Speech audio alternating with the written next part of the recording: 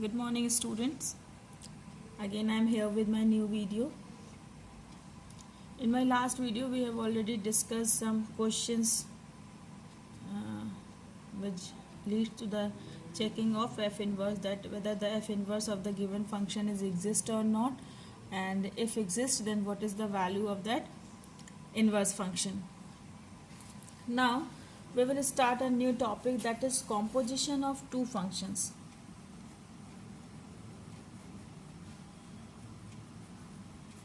Composition of functions.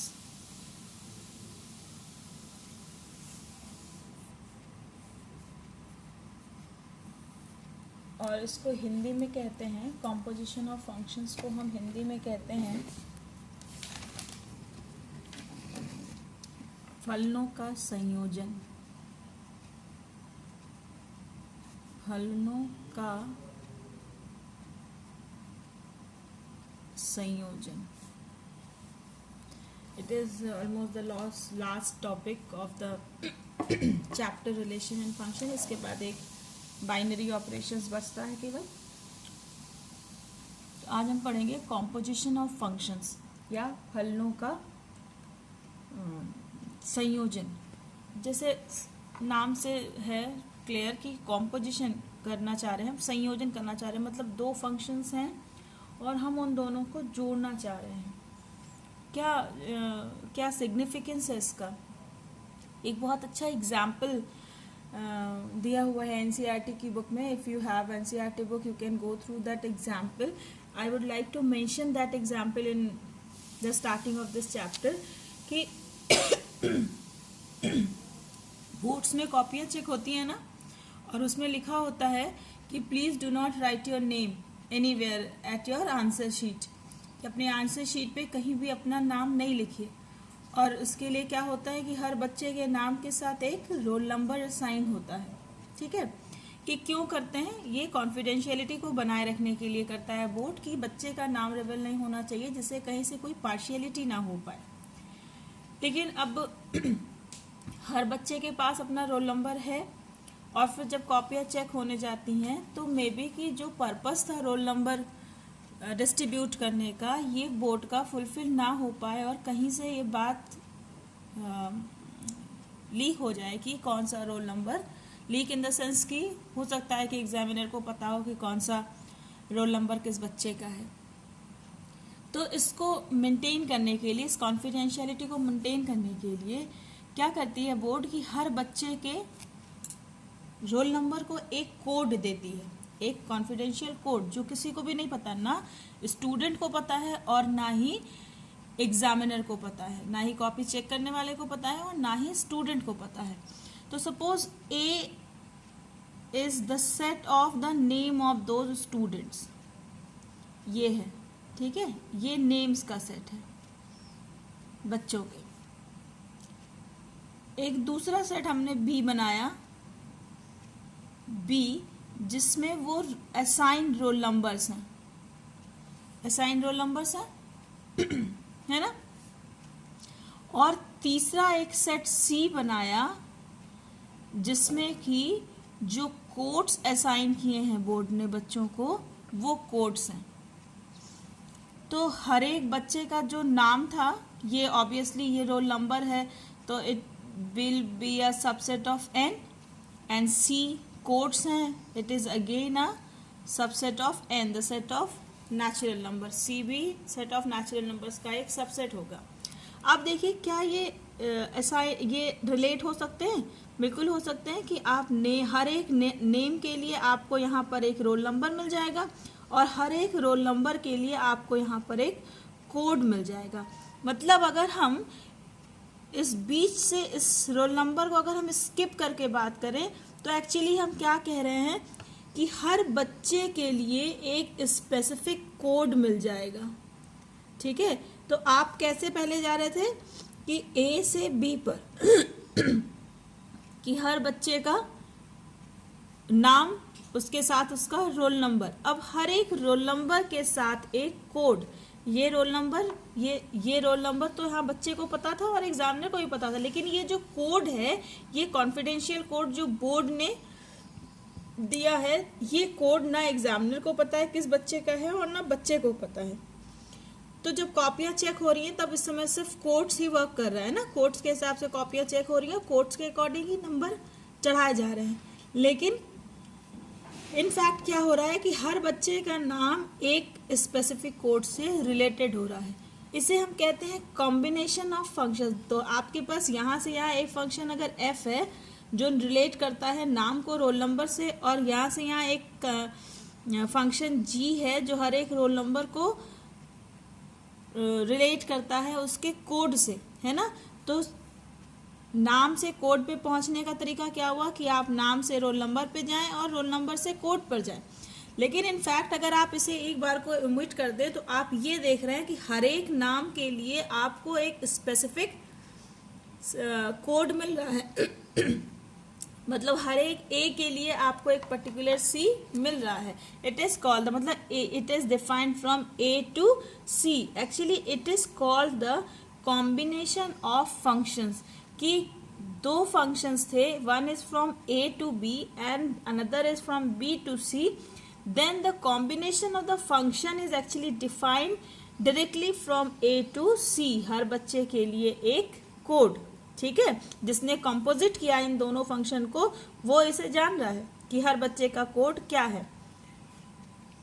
इसका reverse क्या होगा? रिवर्स यहाँ पे आप देख रहे हैं कि पहले आपको fx, अगर यहाँ पे x टाइप एलिमेंट है, यहाँ पे y टाइप एलिमेंट है और यहाँ पे z टाइप एलिमेंट है तो आप देखेंगे कि पहले आपको fx की ज़रूरत पड़ेगी, fx से आप y पर पहुँच जाएंगे, मतलब रोल नंबर पे पहुँच जाएंगे, और फिर उस fx का आप उस मतलब y का आप g निकाल लेंगे तो आप कोड पे पहुँच जाएंगे। लेकिन अगर रिवर्स करें तो क्या होगा? रिवर्स करने पर पहले आपको g का रिवर्स करना पड़ेगा, मतलब कोड से पहले आपको रोल नंबर पे कॉपी चेक हो गई, एग्जामिनर ने नंबर दे दिया बोर्ड को, अब बोर्ड उसे बच्चों को देगा ना, तो बोर्ड क्या करेगा? पहले हर एक कोड के लिए रोल नंबर लिखेगा और फिर हर एक रोल नंबर के लिए बच्चे का नाम देखेगा कि कौन सा बच्चा है। Then board allot the marks in front of the student against the student. पहले यानी जब हम रिवर्स कर रहे हैं तो रिवर्स में पहले हम जी का रिवर्स कर रहे हैं और उसके बाद हम एफ का रिवर्स कर रहे हैं। जबकि पहले क्या हुआ था? पहले हमने फंक्शन एफ अप्लाई किया था और फंक्शन एफ से फिर फंक्शन जी पर गए थे, और रिवर्स में पहले हम जी का रिवर्स करते हैं और फिर उसके बाद हम एफ का रिवर्स करते हैं, ठीक है। तो इसे हम कहते हैं कॉम्पोजिशन ऑफ फंक्शंस, कि दो फंक्शंस को किस तरह मिला सकते हैं। अब हम मैथमेटिकली इसको देखते हैं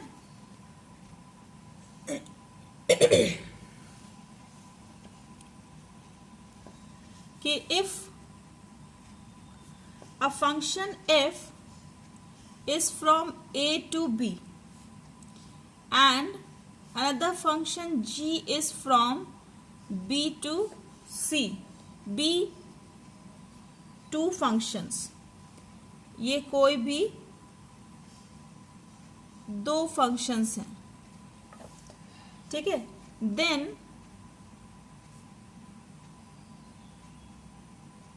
composition of f and g, composition of f and g is a function, is a function from a to c, which relates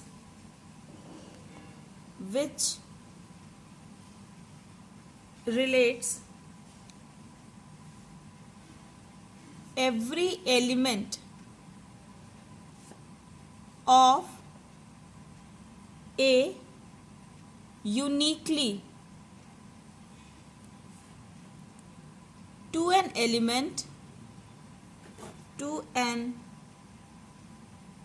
element of C. ठीक है, क्या कहते हैं, क्या कह रहा है कि if f is from a to b and g is from b to c be two functions, ये कोई दो फंक्शन है, then composition of f and g, f और g का जो कॉम्पोजिशन है, मतलब जो इनका संयोजन है, वो भी एक फंक्शन होगा फिर से।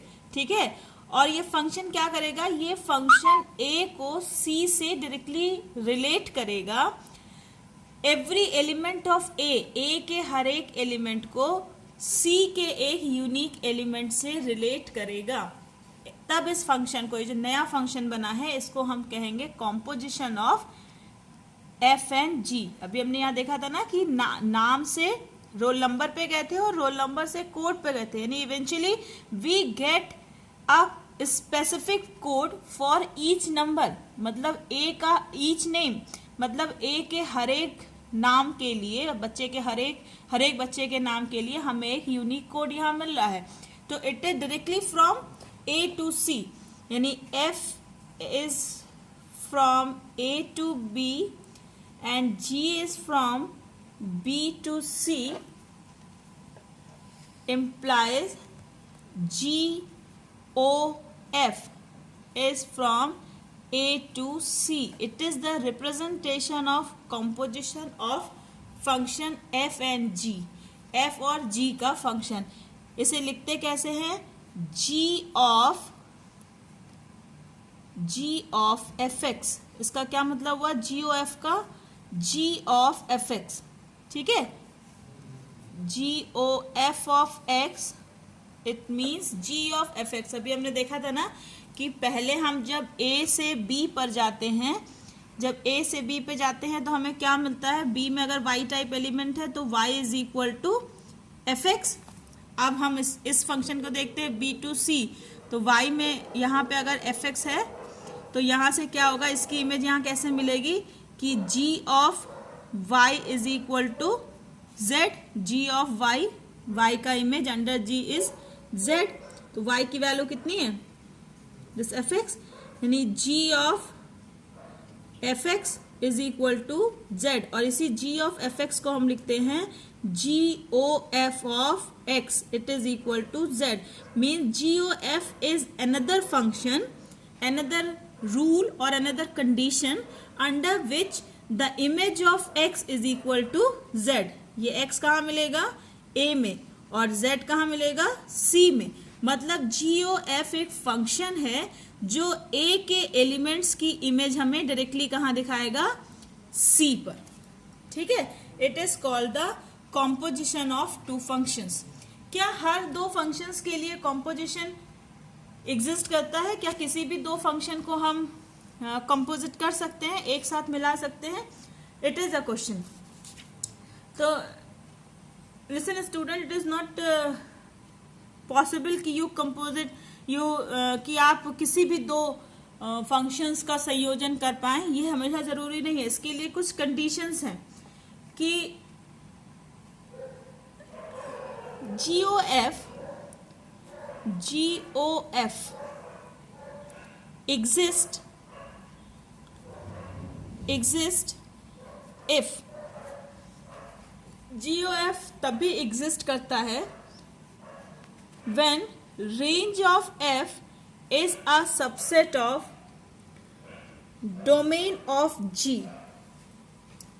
जब f का रेंज डोमेन G के डोमेन का सबसेट हो, तो सबसेट वो पूरा सेट भी हो सकता है या उसका कोई छोटा सेट भी हो सकता है जिसके सारे एलिमेंट्स उसमें हो। ठीक है, तो ये तभी पॉसिबल होता है, दो फंक्शंस का कॉम्पोजिशन तभी पॉसिबल होता है जब f का रेंज, मतलब ये b, ये सबसेट हो g के डोमेन से। आप यहाँ देखें तो ये जो b है ये एक ब्रिज का काम करता है ना दोनों के बीच। b जो है वो a के लिए रेंज है, लेकिन f के लिए रेंज है, लेकिन g के लिए डोमेन है। तो ये जो b है, ये हम ये नहीं कह रहे हैं कि पूरा का पूरा बी ही जी में इन्वॉल्व हो। कुछ कंडीशंस ऐसे हो सकते हैं कि जहां पर जी का डोमेन इस बी का कोई सबसेट हो या बी के बराबर ही हो। तो अगर वो सबसेट है तो ही केवल कॉम्पोजिशन फिक्स्ड है, कॉम्पोजिशन एग्जिस्ट करेगा। अगर ऐसा नहीं है तो कॉम्पोजिशन एग्जिस्ट नहीं करेगा। ये क्यों ऐसा है? क्योंकि अगर इसी का कोई सबसेट नहीं होगा बी का, या पूरा सेट बी नहीं होगा, तो आपको हर एक एलिमेंट के करस्पॉन्डिंग आपको यहाँ पे एलिमेंट ही नहीं मिलेगा। सपोज कीजिए कि आपने कोई एक ऐसा सेट लिया जो जी का डोमेन कुछ ऐसा लिया जो बी का सबसेट नहीं है। तो अगर बी का सबसेट नहीं है तो बी में कुछ एलिमेंट उसमें ऐसे हो सकते हैं जो बी में ना हो। अगर वो बी में नहीं है तो फिर एक्स का उसमें इमेज आप कैसे देखेंगे? और जब आपको एफ एक्स ही नहीं मिलेगा तो एफ एक्स नहीं मिलेगा तो आप जी ओ एफ कैसे निकालेंगे? क्योंकि जी ओ एफ मतलब होता है जी ऑफ एफ एक्स, यानी इसके सारे एलिमेंट्स तो जी के डोमेन में होने ही चाहिए। तो जी ओ